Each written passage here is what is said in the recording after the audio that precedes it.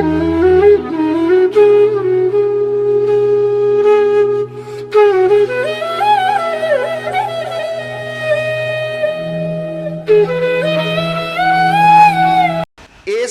ते विहिता सांख्ये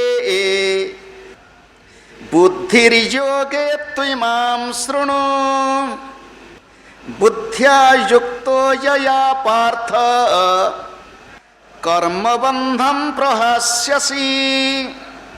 ऐसा बुद्धि ते सांख्ये अभिहिता तु इमां योगे शृणु यया बुद्ध्या युक्तः कर्मबंधम प्रहास्यसि। हे पार्थ, यही बुद्धि तुमको ज्ञानजोग दृष्टि कहुगला और तुमे यह कर्मजोग दृष्टि शुण। जो बुद्धि द्वारा युक्त होई तुमे कर्मर बंधन को भल भाव त्याग करदेव बा सर्वदा मुक्त हो जीव। भगवत गीता दुई जनक भितर आलोचना नुह, भगवत गीता तीनोटी पर्यायर तीन जनक भितर आलोचना। प्रथम आलोचना कुरुक्षेत्र युद्ध भूमि रे पार्थ एवं पार्थ सारथी मध्य।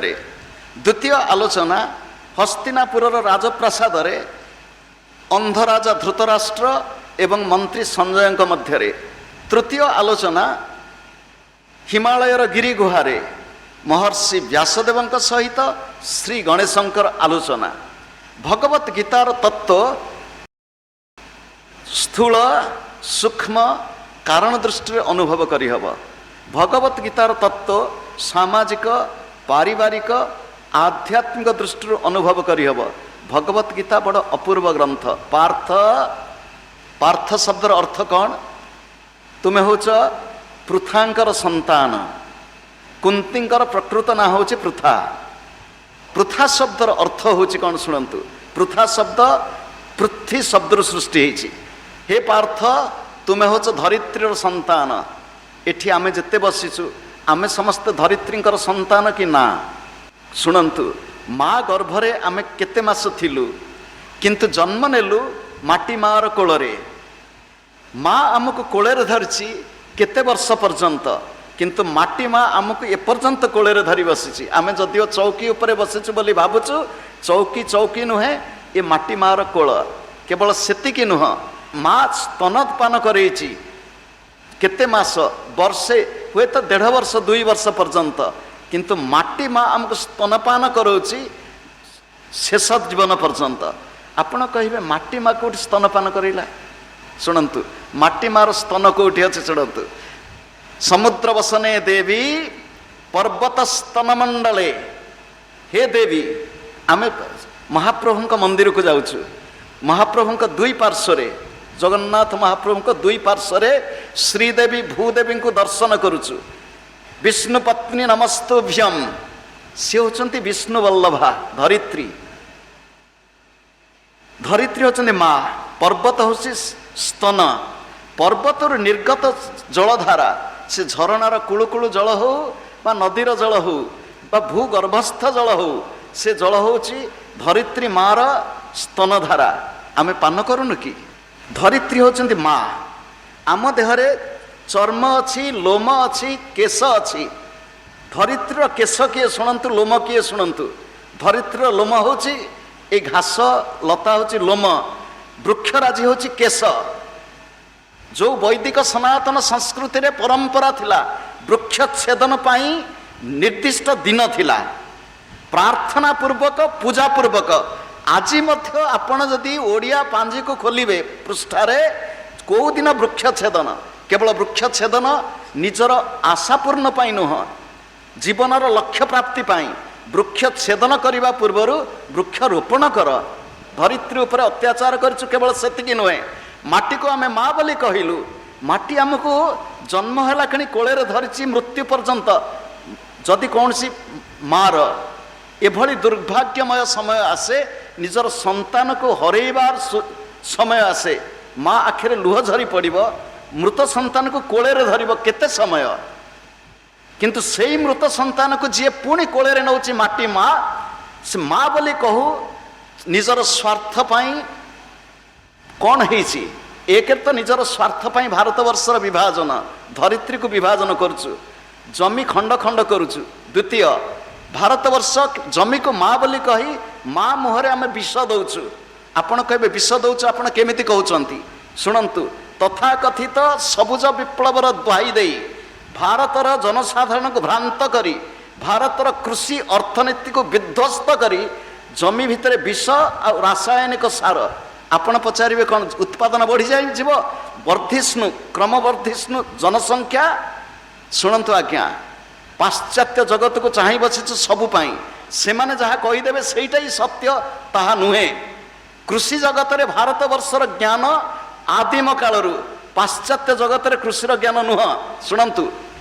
भारतवर्ष कृषि प्रधान देश सहस्र सहस्र वर्ष पूर्वर 300 वर्षिया युक्तराष्ट्र 2000 वर्षिया यूरोप 2500 वर्ष से कि कृषि ज्ञान आमको शिखेबे आमे किंतु अंध भाव अनुसरण करी कौन करछु धरित्री माँ को विष दे से विषर फल आमे भोग करुचु विषाक्त परिवेश जल प्रदूषित बाई चढ़ई लोप पाई गले शागुणा लोप पाई गले केते जीवजंतु लोप पाई जाउछन्ते आमरी एई विषाक्तमय परिवेश गोवंश कथा कहबी नाही कहले तो आखिर लुह झरी पड़िबो आ मातृजाति पार्थ तू होच पृथ्वीर माटीर पुओ पार्थ शब्दर द्वितीय अर्थ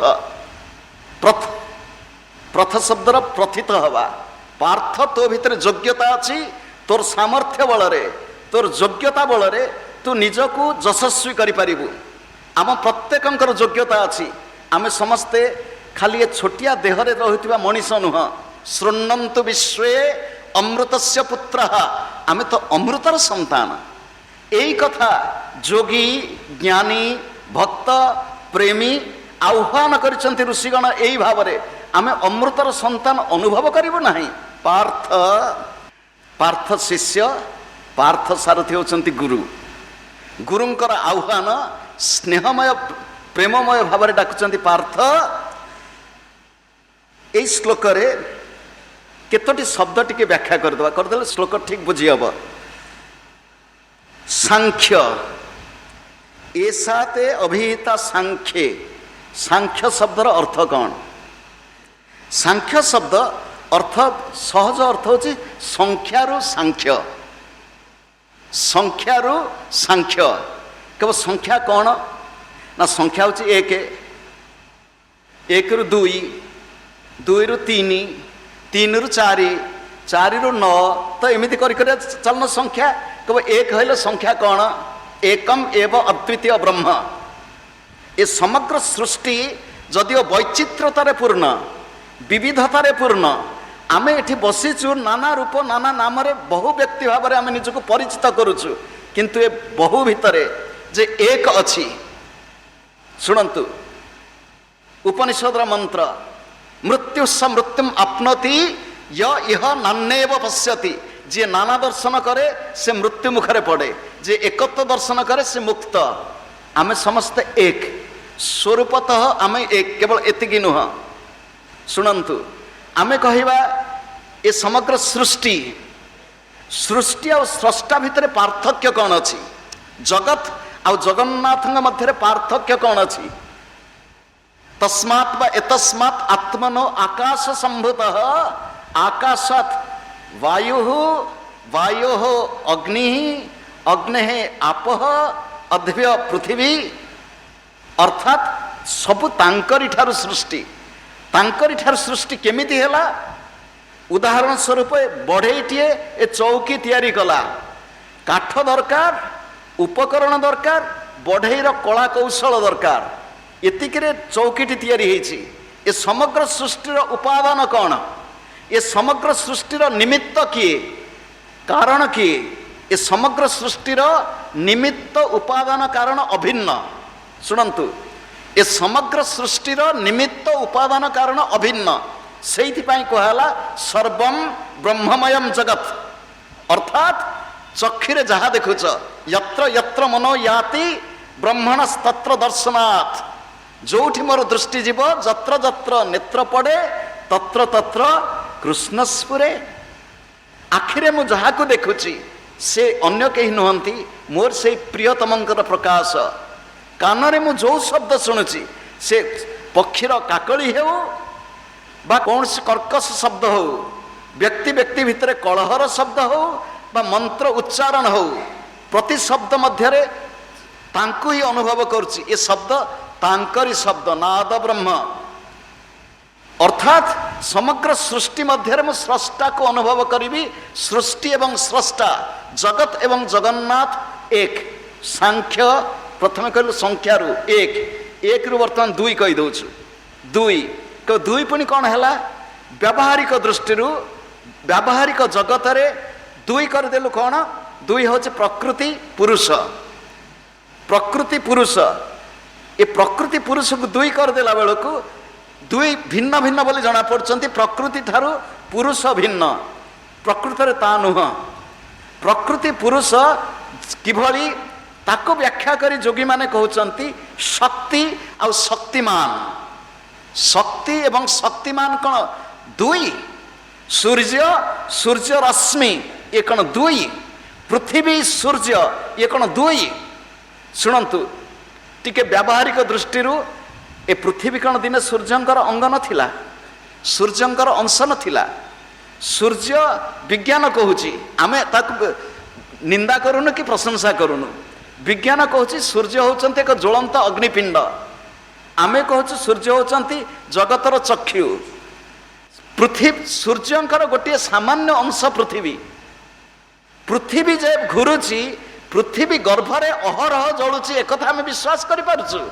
आज्ञा आम गुरुदेव करुणारू विगत 21 वर्ष धरी पृथ्वीर विभिन्न देश बुली आसीचु बुलुचु आइसलैंड को आम जाऊ सूर्य अस्त आ सूर्य उदय भितर केतिकी समय घंटाटे सूर्य अस्त हो गले घंटाक पर सूर्य उदय हेले उत्तर गोलार्धरे जून मासर शेष भाग को कहिबार तात्पर्य होची सेठी आग्नेयगिर उद्गीरण कोठी अग्निपिंड अच्छे पृथ्वी भितर अग्नि कहिबार तात्पर्य होची समग्र सृष्टि अन्य किछि नुह विचार दृष्टि देह देही विचार दृष्टि प्रकृति पुरुष किंतु तत्वतः प्रकृति एवं पुरुष एक अर्जुन तते जो सांख्य कथा मु कहली पूर्वरु देह देही विवेक कहली देही न अस्मिन् देहे यथा कौमारम यौवनम जरा तथा देहांतर प्राप्ति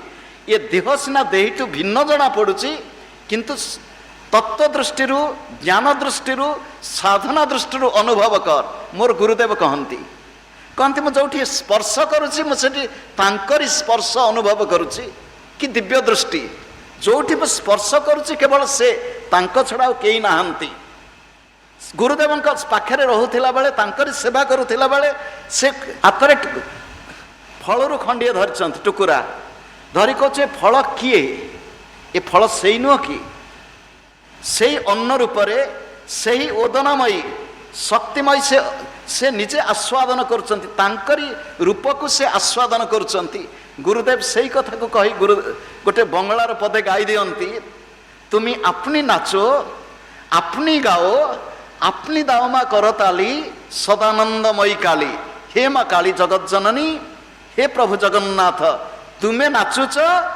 तुम्हें गाउच तुम्हें द्रष्टा तुम्हें स्रष्टा तुम्हें भोक्ता तुम्हें भोग्य तुम्हें भोक्ता ब्रह्मार्पणम ब्रह्म हवि ब्रह्माग्नौ ब्रह्मण आहुतम ब्रह्मैव तेन गंतव्यम ब्रह्म कर्म समाधिना इस सर्वम ब्रह्ममयम प्रकृति पुरुष अर्जुन ये जो विवेक तते मैं कहली ये विवेक हूँ कि विवेक सत असत्र विवेक ये विवेक हूँ नित्य अनित्यर विवेक ये विवेक हूँ देह आउ देहीर विवेक ये विवेक को धारण कले ऐसाते अभिहिता सांख्ये बुद्धि योगे तुमाम शुणु ये शब्द को टिके आम निज भाषा उल्टे दौचु टिके बदल दौचु भगवत गीतार आपण देखिए प्रत्येक अध्याय गोटे गोटे जोग भगवत गीतार प्रत्येक अध्याय गोटे गोटे जोग प्रथम अध्याय विषाद जोग द्वितीय अध्याय सांख्य जोग, सांख्य जोग भितर वर्तमान भगवान कहते बुद्धि जोग, बुद्धि योगे तुमाम शृणु। एठी गोटे बुद्धि जोग नुआ शब्दटे, नुआ नुह गीतार शब्द गोटे बुलाई करी कहि दउछु। बुद्धि जोग भगवत गीतार पढ़िबे अभ्यास जोग, अभ्यास जोगजुक्तेन अभ्यास जोग। ये 18 अध्याय 18 जोग सहित भगवान आहुरी केते जोग कथा कहिसंती सुनंतु। बुद्धि जोग कौन? अर्जुन मनोजोग दे शुण, अर्जुन मनोजोग दे शुण, बुद्धि जोगरे विचार कर एवं आत्मजोगरे आत्मस्थ हुआ। आउ थरे टिके शुणंतु, भगवान कहते अर्जुन मनोजोग दे शुण। मनोजोग दे अर्थात एई मन चतुर्धा मूर्ति रे मूढ़मती, एई मन अमन विमन सुमन कुमन, ए मन विभिन्न, ए मन क्षिप्त विक्षिप्त मूढ़ एकाग्र निरुद्ध, एई मन बंधनर कारण, एई मन मुक्तिर कारण। आमे साधना साधना साधना साधना कथा कही होचु, ये साधना अन्य किछि नुह। पुणी टिके भल करी शुणी नियंतु, ये साधना होची निज मन को सजाड़िबा, ता छड़ा अन्य किछि नुह। निज मन को सजाड़िबा। अर्जुन मनोजोग दे शुण, बुद्धि जोगरे विचार कर। बुद्धि कौन? मन कौन? शास्त्रीय परिभाषा रे मन होची संशयात्मिका मन, जहाँ आमको सबु समय संशय रे पकाए, संदेह रे पकाए। आम मन भितर जदि संदेह सृष्टि होची, मन रखंतु ये होची मनर खेल। मन होची कौन? वृत्ति प्रवाह मन। मन होची मन भितर नाना प्रकार चिंतार शोक चलीची, किंतु एई मन को प्रभुंक संगे जोग करिबि कि भली, एई मन को जीवनर लक्ष्य स्थल रे पहुंचीबा पाई उपयोग करिबि कि भली, ए मन को उपयोग करिबार माध्यम होची सुनंतु, मन को उल्टेई दियंतु। म न उल्टे देले यह नम। नम अर्थात विनम्र हुआ, नम अर्थात अहंकार अभिमान को निज भीतर दूर कर दियो। नम अर्थात मोर नुहे। नम शब्दर अर्थ शुणु, आमे हवन कला बेले मंत्र कहूँ, इदम अग्नये स्वाहा इदम ते न मम। न मम संक्षेप है नम, न मम मोर नुहे। ये सृष्टि को आसी कई वर्ष भितर मोर मोर मोर मोर बोली कही कौन कलु? ये सृष्टि को विभाजन करदेलु। विभाजन होची मोर आउ तोर। भगवत गीतार प्रारंभ होची सही विभाजन रे। भगवत गीतार प्रारंभ होची धृतराष्ट्र पचारुचंती माम कहा पांडवहा, मु मोर पुओ पांडुर पुओ। से कहि पारले नाही, समस्त होचंती मोर पुओ। अयम निज परोवेति गणनाम लघुचेतसाम उदार चरिता नाम स्तु वसुधैव कुटुंबकम। भारतीय आर्य संस्कृति केते व्यापक, ये समग्र विश्व होची मोर परिवार, समस्त को कोड़े नेबी आदर कर नेबी। यही तो जगन्नाथ संस्कृति, यही तो जगन्नाथ धर्म, यही तो जगन्नाथ परंपरा। समस्ते मोर। महाबाहु बाहु को विस्तार कर रखिछंती। जियास मु तुमको आलिंगन करने को प्रस्तुत, मु तुम कोड़े नवा को प्रस्तुत। अर्जुन बुद्धि जोगे तुमाम शृणु। बुद्धि होची कौन? निश्चयात्मिका बुद्धि। निज भीतर निश्चय करनी। अर्जुन युद्धाय कृत निश्चय। ये युद्ध कहा सहित? ये युद्ध आपण सहित मोर युद्ध नुह। ये युद्ध भारत पाकिस्तान युद्ध नुह। ये युद्ध होची निज भितरे। मो भितर थिबा शत्रु मानक सहित मु युद्ध करिवि। एठी दुई पद खाली कहि दउछु। भगवत गीता रे ये देह रूपक कुरुक्षेत्र, ये देह रूपक कुरुक्षेत्र, ये देह रूपक धर्म क्षेत्र रे पांडव कौरव अछंती। भगवत गीतार प्रथम श्लोक रे जेतेबेले कहउचंती धर्म क्षेत्रे कुरुक्षेत्रे, ये देह को जोगी माने तीन भाग रे विभक्त करिसंती। प्रथम भाग होची धर्म क्षेत्र, द्वितीय भाग होची कुरुक्षेत्र, तृतीय भाग होची धर्म क्षेत्र कुरुक्षेत्र।